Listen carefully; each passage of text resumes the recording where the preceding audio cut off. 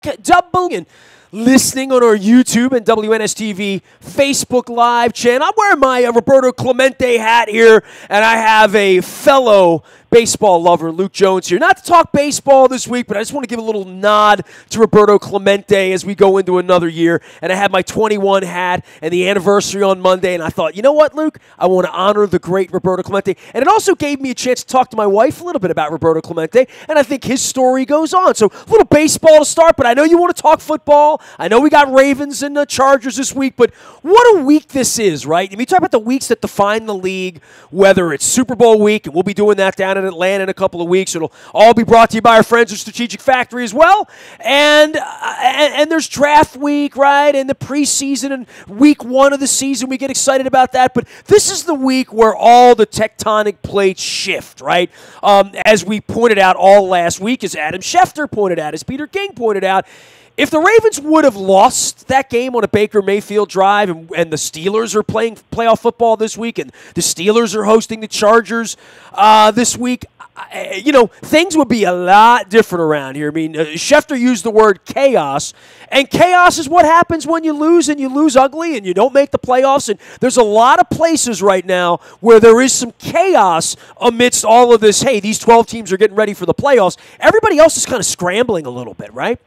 Yeah, I mean, you have the 12 teams that are vying for a Super Bowl now. You have the four of those 12 who get to sit back for a week, and frankly, some of those teams will have their coordinators and assistants targeted for potential head coaching jobs. So that's always a unique dynamic. But everyone else in the league that is sitting at home, ranging from teams like the Steelers, who were still good and were really close, and you don't expect Mike Tomlin, that kind of a coach to be on the hot seat.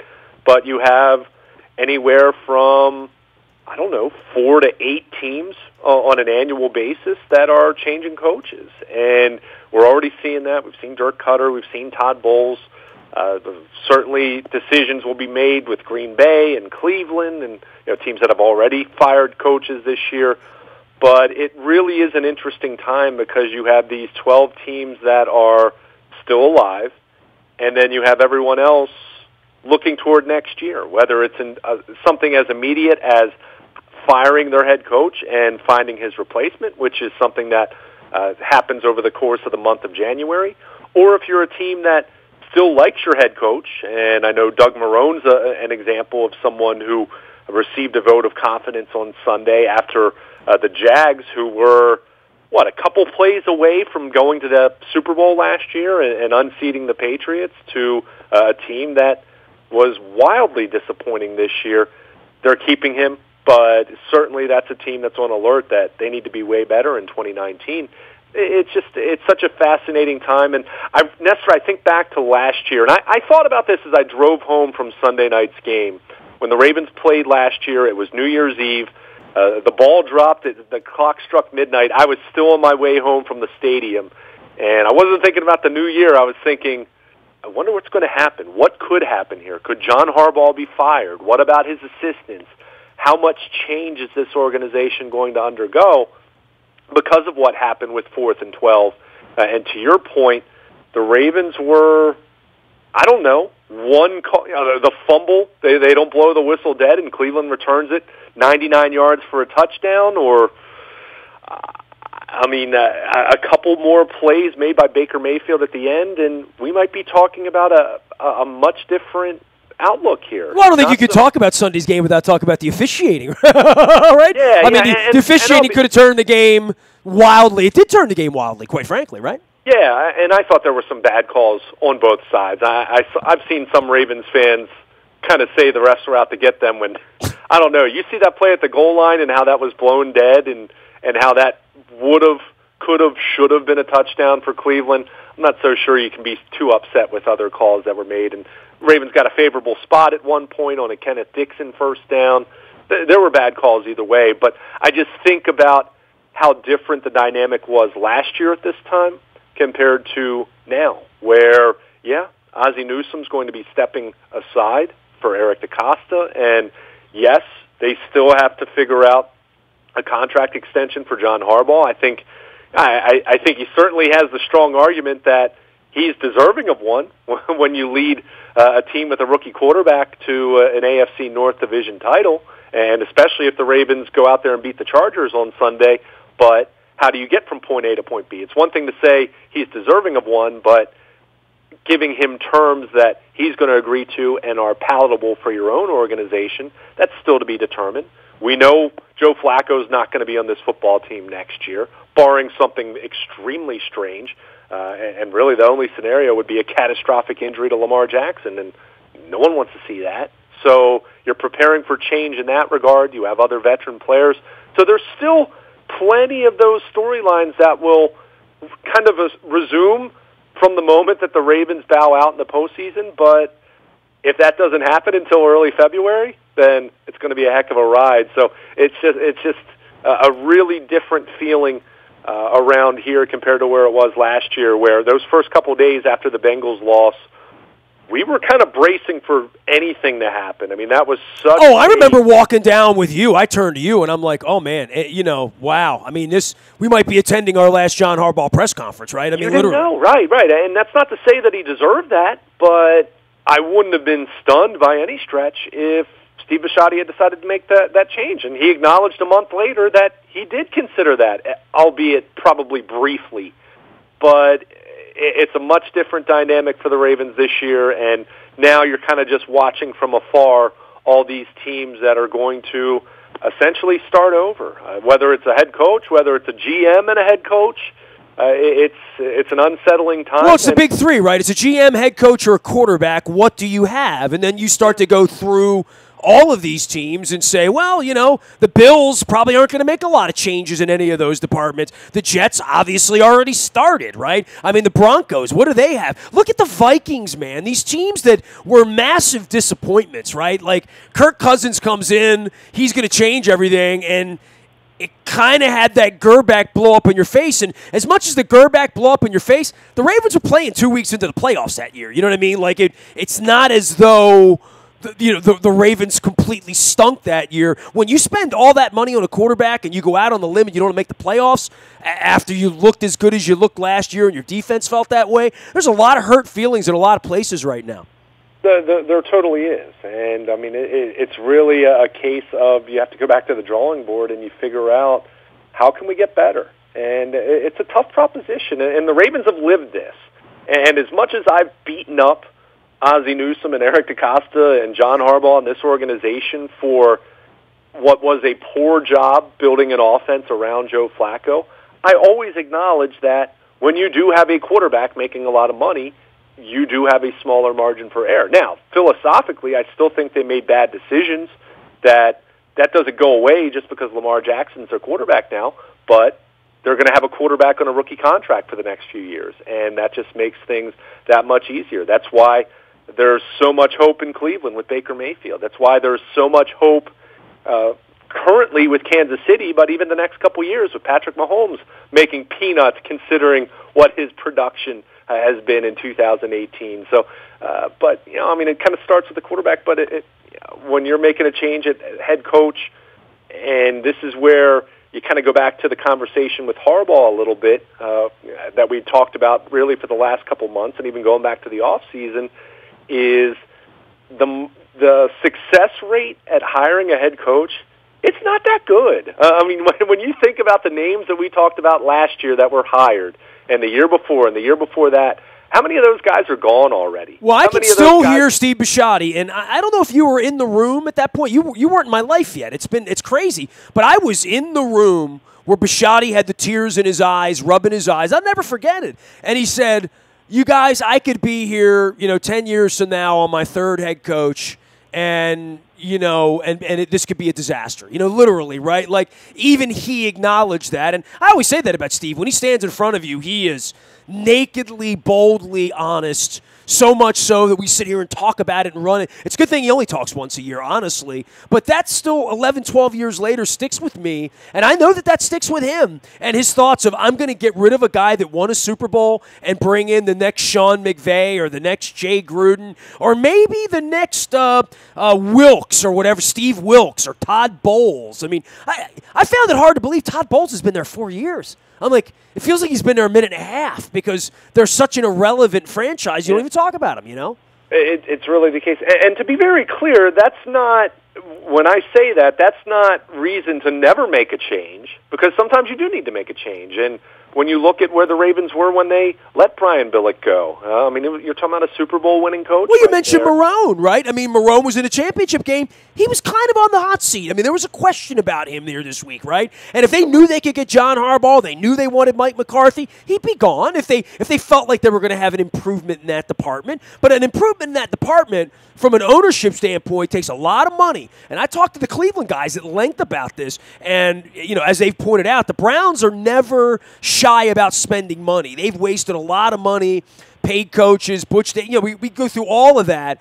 But there is that line where the last time around, part of this for Bisciotti and a lot of the owners was, I want Jim Schwartz on $3 million. I want Rex Ryan for $3 million. I want Jack Del Rio for $3 million. I don't want $10 million coaches. And Mark Davis sort of broke this thing. We're going to see where McCarthy is this week. You cover baseball, the Joe Madden and the Mike Scioscia deals. I mean, that's not the kind of dough that Brandon Hyde's getting, you know, or Hyde's getting. So this is a make or break on ownership to say, are you going to go rich or poor? Hey, one of the reasons Brian never worked again, our partner here on behalf of the Living Classrooms Foundation, is no one wanted to pay Brian $6 million a year, or Tony Dungy, or John Gruden at that point. So we're in a new era now where if the owners feel like they can throw money around, and Dan Snyder's always been one of those guys, Stephen Ross is going to throw stupid money around. I believe that.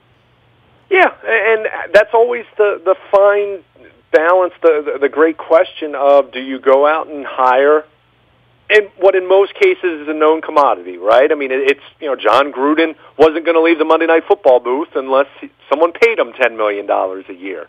So you can go with that kind of a coach, someone that, frankly, you have to be careful, because a lot of times they're just recycled, and it ends up being someone that, you know, you're paying them for what they did 10 years ago as opposed to what they are right now. Jeff Fisher. Yeah. Or maybe do you go for that unknown? I mean, do you go for the unconventional hire like a Sean McVay or a John Harbaugh? I mean, let's face it. I mean, the Ravens weren't paying John Harbaugh $8 million a year when they got him to leave Philadelphia as their special teams and, you know, secondary coach. I mean, there's that.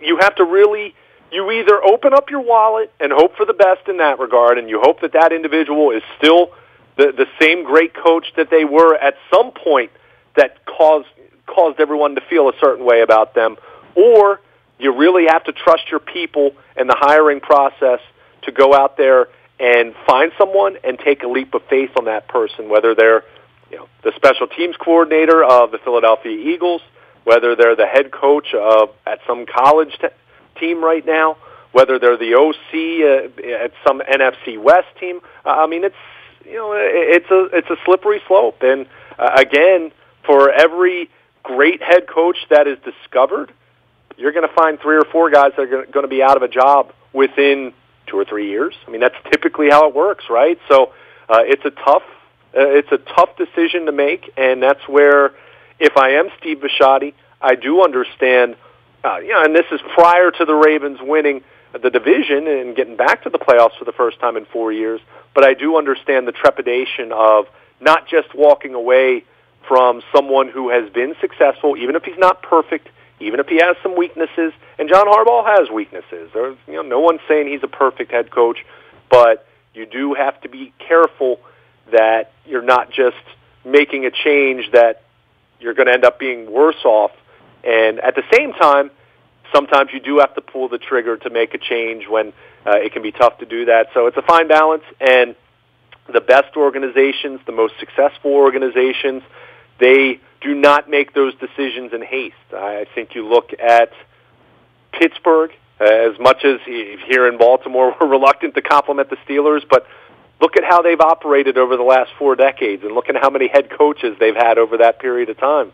And it hasn't been Super Bowls every other year or some kind of long dynasty that they've had other than the late 70s, but they've had stability. And well, look at the Saints, right? I mean, Sean Payton was gone a couple of years ago, right? Like it was over with, and how much money he wanted, and hot candidate, and he sniffed around, I think, in other places. Miami and other places were inquiring. And then there's the whole trade thing, right, that we saw happen with Gruden so many years ago that could have been the case for John Harbaugh this week. And I think a lot of intelligent people made a very strong case for that if somehow Baker Mayfield slit the Ravens' throat on Sunday afternoon, that this would be a different kind of week here for John Harbaugh, for the future of this franchise. The tectonic plates shifted on Sunday, and they didn't shift well for Mike Tomlin, right? And they're certainly not shifting right for Marvin Lewis or a bunch of other veteran guys, but here's Peyton with a chance to win again. Here's Belichick with a chance to win again. Here's Harbaugh, coming back from 4-5 to lead a playoff charge with a rookie quarterback. So there's all sorts of things moving here, but I think Harbaugh's brother's going to wind up getting 10 or 11 million from somebody because I think he wants to get back in the game. And I think there will be 2 or 3 owners in the next week or two that are going to throw stupid money around for coaches, and we haven't seen a lot of that lately. Yeah, and we saw it last year with Gruden. I think you're right that someone's at least going to make that run at Jim Harbaugh. And it seems, even though we've heard noise about him basically every year since he's gotten to Michigan, there's at least been a little bit of noise about the NFL. It seems like it's much louder now, right? And maybe... I also think selling tickets is a big deal, right? Like I think in a lot of places, delivering Dave Tobe, who would be a fine head coach, and I think will do a good job, delivering Dave Tobe, that's nice. Delivering John Harbaugh, fine, But you deliver Jim Harbaugh, you deliver Mike McCarthy. I think there's a different selling it to the fan base as this guy knows what he's doing, as opposed to this is the next Vance Joseph, or this is the next Todd Bowles, or this is the next... No offense to Dirk Cutter, but someone with a pelt is different than someone without a pelt, period. And yeah, I think a lot of teams are motivated to do that. I think it's a bad way to operate from a football operation standpoint most of the time, because I think a lot of times, Mike Holmgren, when he was in Cleveland, and I know he was an executive, but you kind of go with the big name, and then suddenly you realize it's not really working out the way we wanted. So.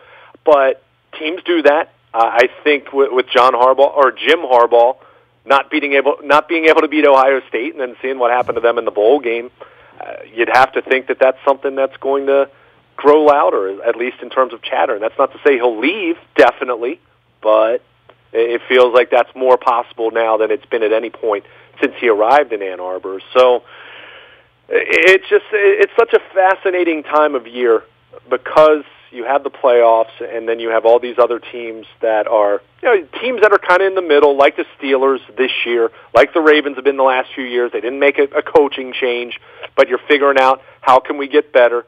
And then you do inevitably have that handful of teams, sometimes up to a quarter of the league, making a coaching change, and they're trying to find the next great coach. And I think that's where teams like the Ravens, teams like you mentioned the Saints, Sean Payton was looking like an idiot until they had a really, really great draft in 2017, and everything changed for them in that regard. And suddenly, not that Drew Brees hadn't been great, but suddenly he has a better supporting cast around him. I mean, sometimes it's funny. All it takes is one player to change the perception. And let's face it, let's call a spade a spade.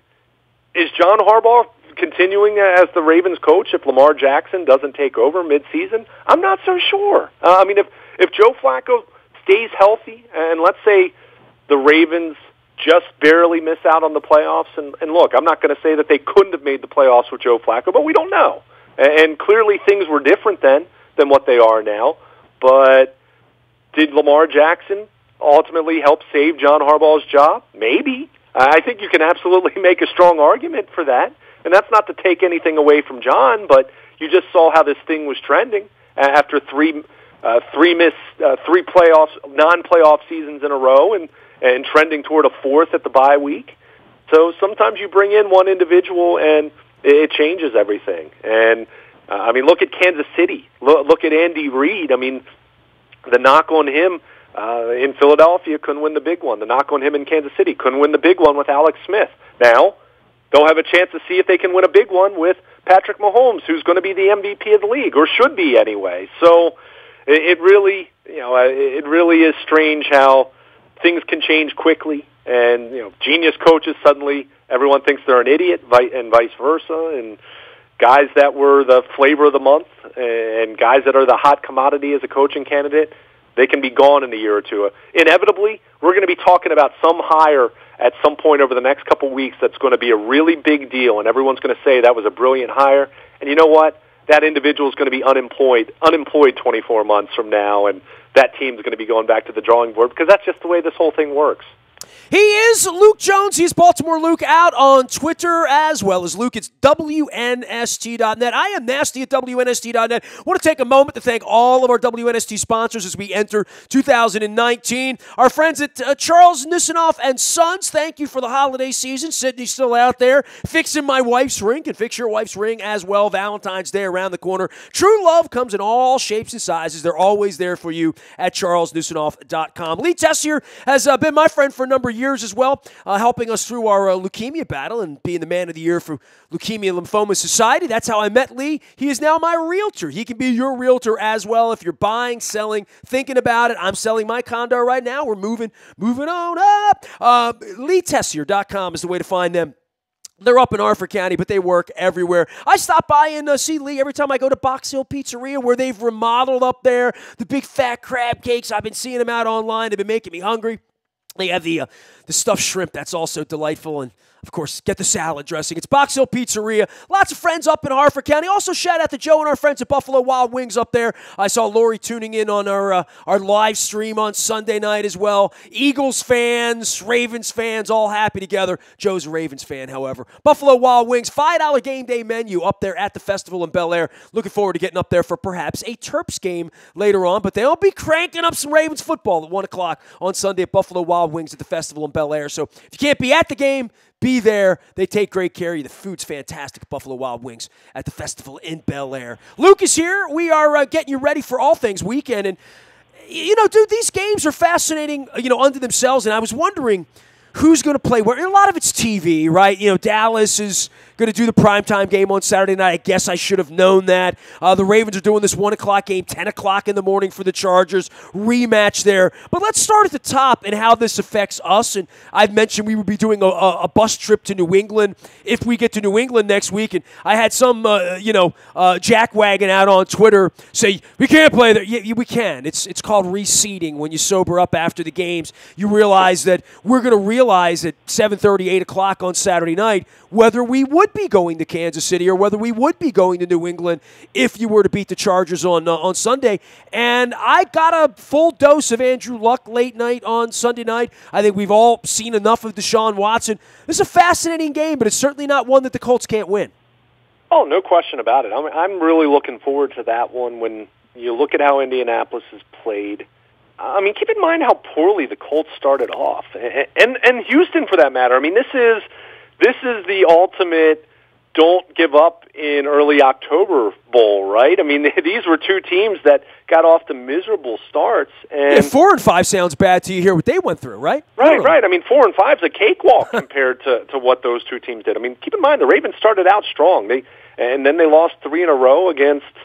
It's funny to say now in hindsight, 2 non-playoff teams, talking about Carolina and Pittsburgh, but both of those teams were viewed in very high regard at that point in time. But I think with Indianapolis, everyone's talked about Andrew Luck, their running game. Their offensive line is so improved from where it was the last few years where Luck was just being crushed. But I still point to how quietly their defense has played so well. And I think that's something that travels. And especially they're going to be playing in the Dome, whatever they're calling the stadium in Houston these days, NRG Stadium or whatever it is. But I think Indianapolis, you have to view them as a team that has a great chance to go on the road and get a win. And Houston, I think a couple things really come to mind for me.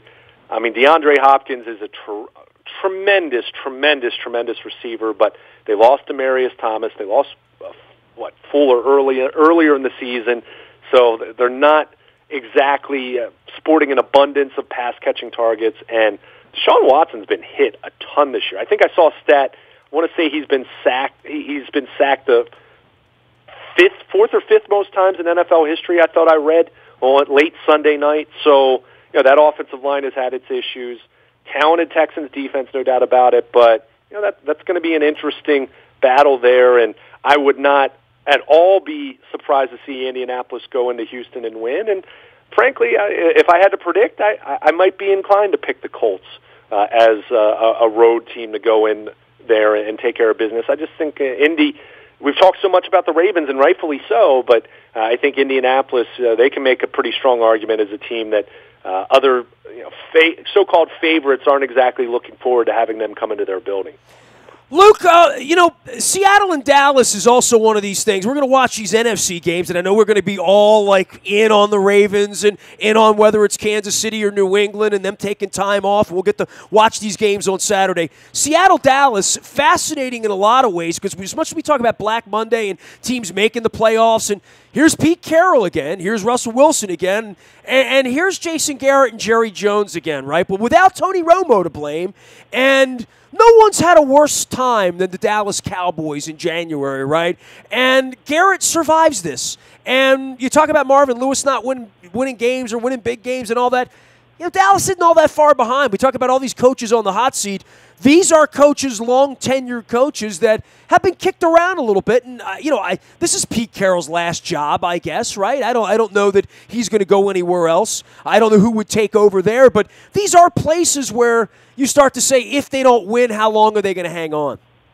Yeah, I think that's fair. And I think you look at these two teams. I mean, Dallas, I can't say I'm incredibly high on the Cowboys. I mean, I love their linebackers. I think that's something that became apparent in the way that they really took it to the Saints in that Thursday night game, in the second half of the season. But I think some of the explosiveness that they got from Amari Cooper that slowed down after his first 4 or 5 games with them. He had that big 200-plus yard performance. Hasn't done a whole lot since then. I mean, they go as Zeke Elliott goes. I mean, I think it's pretty simple there. I mean, Dak Prescott can make some plays, but he's certainly not someone you're going to put it all on his arm to lead you to victory. And I think Seattle's really interesting, and from the standpoint of the Legion of Boom is no more, and so much was made about that defense. Some of the players that they've lost, players that they've jettisoned, players that have left, players that have gotten hurt, and they've just found a way to make it work. And their defense isn't great, but it's been good enough. And, they still have some great players on that defense, even though it's not the formidable unit it was, say, 5 years ago. But, they have Russell Wilson, and that's where you don't count them out. And I think I still have some concerns about the offensive line, which is kind of an annual deal with them and has been that way for a long time. And that's why it's such a credit to what Russell Wilson's been able to do in making it work in Seattle. But I can't say I look at Dallas, Seattle, and really see either of those teams as a real dangerous Super Bowl contender, but I think it's an interesting game and some good young players playing in that game with Van Der Esch and Jalen Smith. I mean, those are 2 linebackers for the Cowboys that I really, really like, and looking forward to watching them and seeing what Russell Wilson can do against that Dallas defense. Luke Jones can be found. Baltimore Luke and Luke at WNST.net. We're going to be out in Owings Mills all week getting you all ready for Ravens action, whether you're on our text service, whether you're out in the BuyAToyota.com audio vault, or whether you're just surfing Twitter and Facebook and getting ready for the new year and bowl games and national championships and all of that stuff with Alabama and Clemson. I think C.J. Mosley and Marlon Humphrey, they do a lot of Alabama around there too. Ozzie, all of them, right? So it's always a big week, but head down for a playoff week here instead of a Steve Bisciotti press conference. Luke, we got our hands full with the Chargers coming to town, man. Oh, no question. And we've talked about this, from the final moments after we got up from the locker room, post-game locker room, and we're talking about the reaction. I think you look at the Chargers, and as much as we've kind of talked about this Ravens formula, this offense, it's so unconventional. Well, the Chargers just prepared for it recently, and they actually did a pretty darn good job against it after the halftime. Second half, the Ravens didn't do a whole lot. They did. Lamar Jackson hit Mark Andrews for the touchdown, and that was very early in the third quarter. From that point on, it wasn't much, and they certainly didn't run the ball effectively against the Chargers in the second half. So what did the Chargers learn about the Ravens' offense that they can apply over a full 60 minutes? How can the Ravens' offense adjust to what the Chargers did defensively to be more productive for a full 60 minutes and not just have one half where they move the ball up and down the field but only manage 6 points?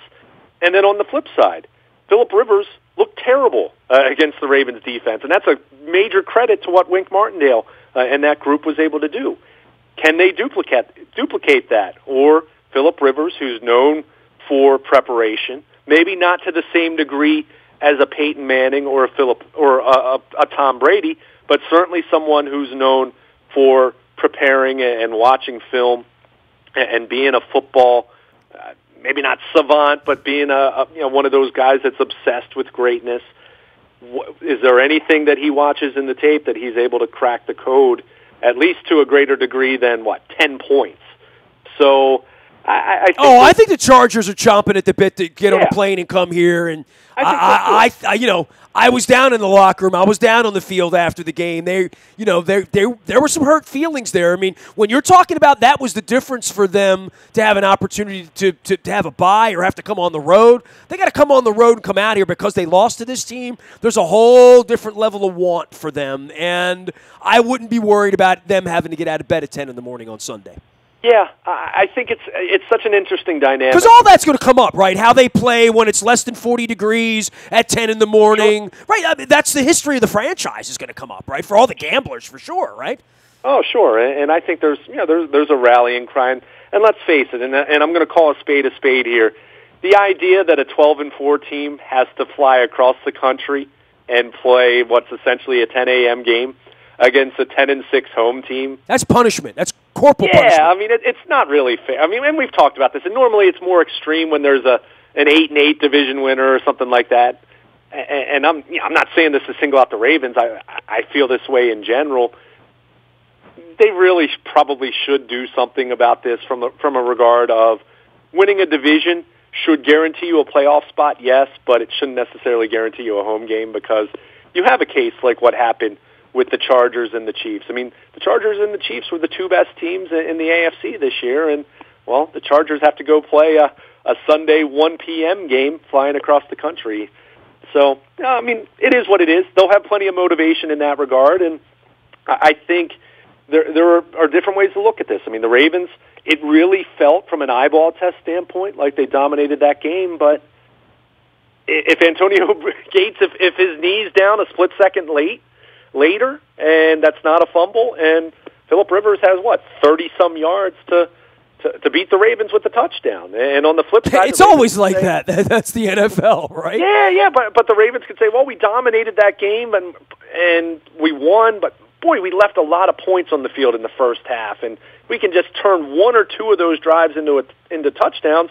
That could have been a blowout. And if you're the Chargers, you're saying, well, we got our butts whooped for the better part of 60 minutes, and it was a one-score game until Tavon Young's fumble return. So we always do this week-to-week thing, right? If Team A beats Team B and Team C beats Team D, and we try to do this, the whole transitive property of scheduling and head-to-head matchups, but it really, every game is different, and I go back to the Ravens Super Bowl year. I mean, the Denver Broncos came into Baltimore in mid-December and crushed them. I mean, absolutely just ran them out of the stadium. It wasn't even close. And then 4 weeks later, I guess it was, the Ravens go to Denver and they beat the mighty Broncos on the road as a big-time underdog. So you can never really just say, well, because it happened the first time around, it's going to happen the second time around. I expect this to be a good football game, a close football game. I think Phillip Rivers and that offense is going to be better than it was the first time around. But I also expect the Ravens offense to have opportunities to be more efficient, and that's something they have to do, whether we're talking the Chargers, whether we're talking about getting to the divisional round against Kansas City or New England, whether we're talking about the AFC Championship or the Super Bowl. At some point in time, this lack of efficiency in the red zone is going to come back to bite them if they can't get a little bit better in that regard. I've said that all along, and I'll continue to say that while enjoying the unconventional offense that they have. That's one thing that I really feel is going to catch up to them and bite them in the you-know-what if they can't find a way to finish off at least one or two more drives a game. You're just leaving too much to chance. And we saw that firsthand. I mean, a game that should have been 27-7 and looking like it was going to be an absolute laugher and a relaxing second half, it turned into an absolute nail-biter because the Ravens couldn't finish off drives. I'd like to say that would have been a lot more fun, but I'm not sure. You know, the way they play out is the way they play out. You know, for every walk down to the locker room like last year where it was disgusting and we thought it was the end of the world, there's that, oh, my God, they won. Look at that. Look at that play C.J. Mosley made. So, and I think every fan will take that with them. And the palpable excitement that's going to build here this week as I hang my purple Festivus lights. You can find Luke Jones probably camped out under the purple lights out at one winning drive. He'll be in Owings Mills all week. I will be there as well. You can find us out on Twitter and Facebook and LinkedIn and Snapchat and Instagram and anywhere social media takes you. We're getting ready for the big 1 o'clock game. We will have a road trip to Foxborough if there is a road trip to Foxborough next week. We'll be monitoring that. You can get all that information out on social media. I'm going to be talking to a lot of folks about Chargers and Ravens this week. Some Ravens alums, some reporters.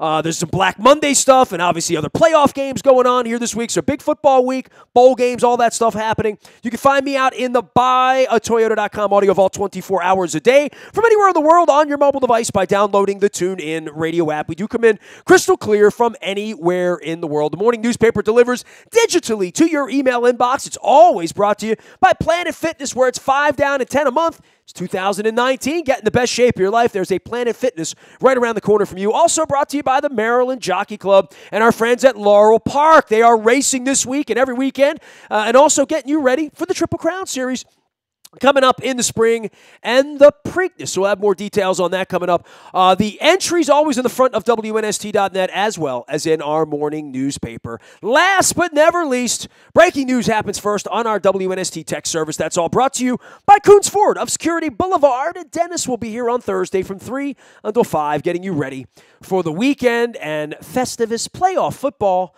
and the San Diego Superchargers. I am Nestor. We are WNST.net, AM 1570, and WNST Taos in Baltimore, and we never stop talking Baltimore sports.